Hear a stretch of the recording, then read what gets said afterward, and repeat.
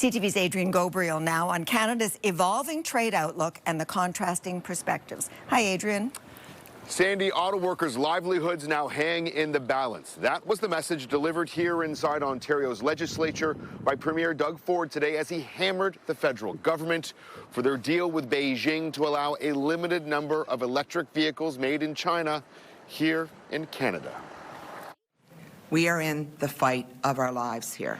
With Canadian jobs driving off to plants south of the border as U.S. automakers bend the knee to President Donald Trump, Ontario's premier believes Ottawa has now accelerated the demise of a sector already under siege. We've seen what happens when cheap Chinese vehicles enter Western markets.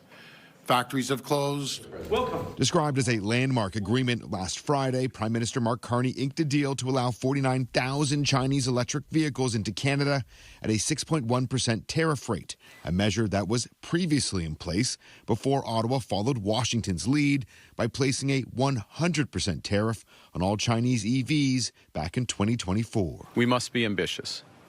We must work at speed and scale to find new partners. In exchange, China is removing all existing tariffs on Canadian canola meal, lobsters, crabs, and peas, while reducing its tariffs on canola seed to 15%, an act of diplomacy celebrated by some Conservative premiers. Credit to the federal government, and you haven't heard me saying that a lot in the last decade. While slammed by others. The federal government got nothing, absolutely nothing in return for Canadian auto workers.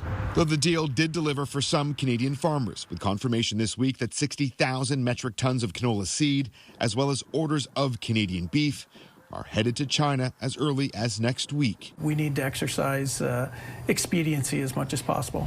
It's a statement echoed by Prime Minister Carney as his government works to solidify new international trade agreements while attempting to reduce dependency on U.S. markets. Canada's Auto Parts Manufacturers Association says that 49,000 Chinese-made EVs is the equivalent of losing one shift at an Ontario auto plant, amounting to roughly 6,000 job losses in the region.